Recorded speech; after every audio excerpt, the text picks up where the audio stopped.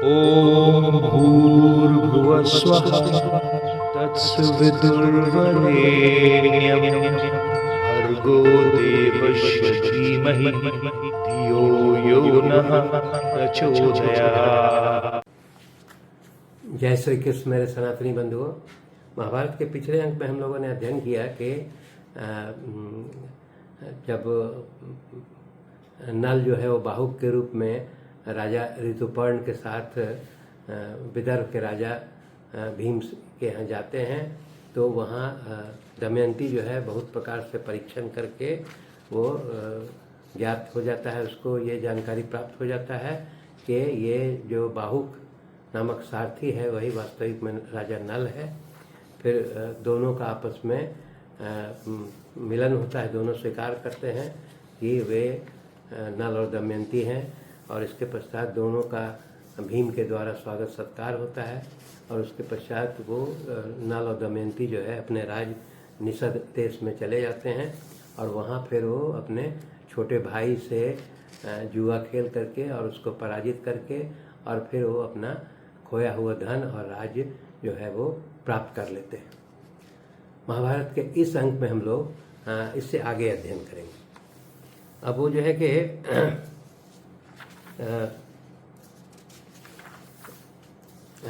अब एक बार संक्षेप में इसको हम लोग समझेंगे कि जैसा पहले हम लोगों ने अध्ययन किया कि अर्जुन जो है इंद्र से जो है बहुत सारे शस्त्रों का ज्ञान प्राप्त करने के लिए वे इंद्रलोक को जाते हैं। तब जो है यहाँ पर युधिष्ठिर, भीम, नकुल और सहदेव और द्रौपदी जो है वो काम्यक वन में निवास करते हैं और निवास करने के क्रम में जो है वे बहुत चिंतित होते हैं। यहाँ पर एक चीज़ और जानकारी आवश्यक है कि अर्जुन जो है लगभग 5 वर्ष तक जो है वो इंद्रलोक में रहते हैं और वहाँ विभिन्न प्रकार के अस्त्र शस्त्र का ज्ञान प्राप्त करते हैं। अर्थात इसको ऐसे समझ सकते हैं कि काम्यक वन में जो है युधिष्ठिर, भीम, नकुल, सहदेव और द्रौपदी जो है वो अर्जुन के बिना लगभग 5 वर्षों तक वहाँ निवास करते हैं। तो उसी निवास करने के क्रम में जो है वो अर्जुन की अनुपस्थिति के कारण बहुत निराश होते हैं। तब वहाँ एक बृहदस्व नाम के ऋषि जो है आते हैं और उन्हें समझाते हैं। वो कहते हैं कि तुम्हें जो है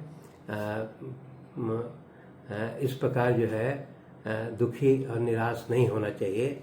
और उसी क्रम में फिर वो नल और दमयंती की पूरी कथा जो है वो पांडवों को सुनाते हैं कि किस प्रकार नल और दमयंती जो है जुए के खेल में पराजित होने के पश्चात वो किस प्रकार उनका राज्य जो है छीन जाता है और फिर किस प्रकार वो वन में तकलीफ़ झेलते हैं और फिर वो बहुत सारा तकलीफ़ झेल करके और लगभग 4 वर्षों तक वो पति पत्नी जो है वियोग में रहते हैं और उसके पश्चात फिर वो किस प्रकार जो है वे इस संघर्ष के पश्चात पुनः जो है वो अपना राज्य प्राप्त करते हैं। तो उसी में ये बृहदस्व ऋषि जो है वो बोलते हैं कि तुम्हें जो है नल और दमयंती की इस कथा से यह सीख लेना चाहिए कि नल और दमयंती जो है उन्होंने इस प्रकार जो वनवास का जो अवधि है कितना कष्ट से जो है उसको झेला। इसीलिए वो कहते हैं कि युधिष्ठिर तुम तो बहुत भाग्यशाली हो कि तुम्हारे साथ ये भाई हैं, चारों भाई हैं तथा पत्नी भी तुम्हारे साथ वनगमन में साथ है। साथ में तुम्हारे साथ बहुत से वेद और वेदांगों को जानने वाले ब्राह्मण भी जो है वो तुम्हारे साथ यात्रा कर रहे हैं। इसीलिए ऐसी स्थिति में तुमको शोक प्रकट नहीं करना चाहिए। तो वो ये बृहदस्व ऋषि जो है वो युधिष्ठिर को बोलते हैं कि हे नरेश, इस इतिहास को सुन करके तुम धैर्य धारण करो, शोक मत करो। महाराज तुम्हें संकट में पड़ने पर विषादग्रस्त नहीं होना चाहिए। अर्थात वो ये नल और दमयंती की कथा बता करके बताते हैं कि तुम जितना कष्ट भोग रहे हैं उससे ज़्यादा कष्ट जो है नल और दमयंती ने भोगा था, परंतु उनका जो है मनोबल कभी नहीं टूटा। इसके कारण वो पुनः जो है अपने राज्य सत्ता को प्राप्त कर लेते हैं। इसीलिए वो बृहदस्व ऋषि जो है युधिष्ठिर को बताते हैं कि तुम्हें भी निराश नहीं होना चाहिए। वो कहते हैं कि जब प्रारब्ध प्रतिकूल हो और पुरुषार्थ निष्फल हो जाए उस समय भी सत्वगुण का आश्रय मनुष्य को लेना चाहिए और इससे मन में विषाद नहीं आता है। तो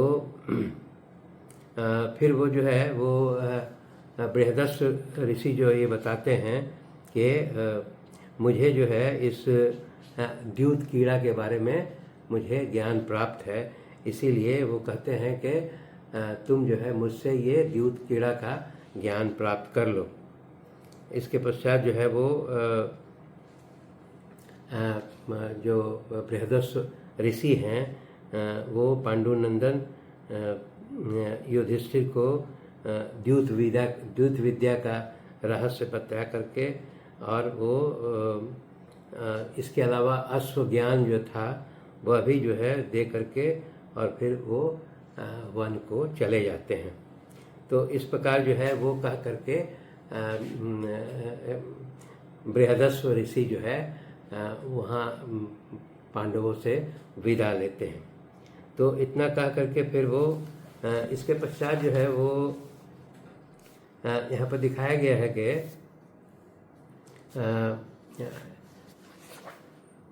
पांडव जो है अर्जुन से विहीन होकर के लगभग 5 वर्ष तक काम्यक वन में रहते हैं।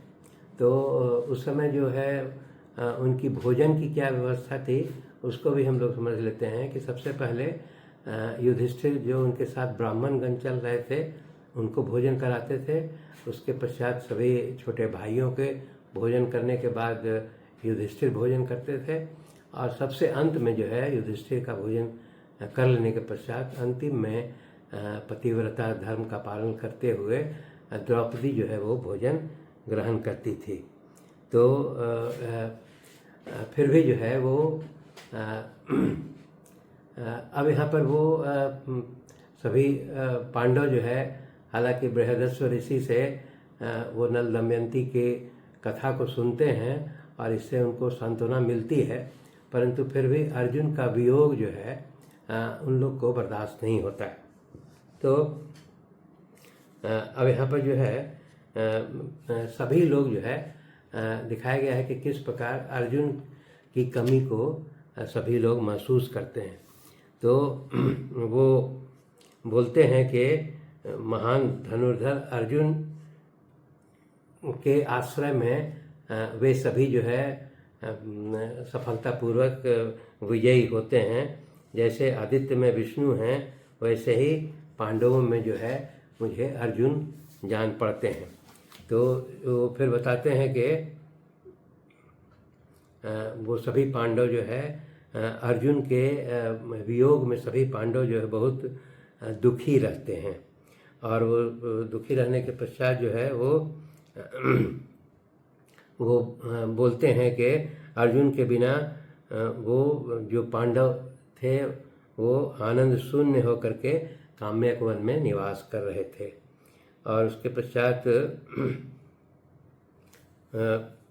तो इसमें बारी बारी से जो है दिखाया गया कि किस प्रकार सभी भाई और द्रौपदी जो है वो अर्जुन के लिए चिंतित होते हैं। तो सबसे पहले पांचाल राजकुमारी द्रौपदी जो है वो अपने पति अर्जुन का स्मरण करती है और उसके अलावा वो अपने जो युधिष्ठिर से बोलती है कि ये जो गजराज सी गति वाले जो कमल नयन अर्जुन हैं उनके बिना मुझे इस काम्यक वन में तनिक भी रहना नहीं भाता है। उसी प्रकार फिर भीमसेन भी बोलते हैं कि भीमसेन भी वही बोलते हैं कि जिनकी दोनों भुजाएं लंबी है मोटी है और बराबर तथा परिधि के समान सुशोभित होती है, वैसे नरश्रेष्ठ अर्जुन के बिना भीमसेन भी बोलते हैं कि वो हम लोग जो है श्रीहीन दिखाई पड़ते हैं। और उसके पश्चात फिर वो यह कहते हैं कि वीरवर अर्जुन के बिना हमें काम्यक वन में धैर्य प्राप्त नहीं हो रहा है। उसी प्रकार फिर नकुल भी जो है वो अपना शोक प्रकट करते हैं कि सभी योद्धाओं में श्रेष्ठ जो है वो धनंजय के बिना हम लोग को वन में रहने में कोई प्रसन्नता प्राप्त नहीं होती है। और उसी प्रकार फिर सहदेव भी वो अर्जुन की कमी को बताते हुए वो कहते हैं कि वीरवर अर्जुन के बिना उन्हें यह काम्यक वन जो है रमणीय नहीं लगता है। तो इस प्रकार हम लोग देखते हैं कि ये अर्जुन के बिना जो है सभी पांडव जो है उसकी कमी को महसूस करते हैं और वहाँ वो पांडव के अर्जुन के बिना सभी पांडव जो है लगभग 5 वर्ष तक वहाँ निवास करते हैं। धन्यवाद। शेष अगले अंक में।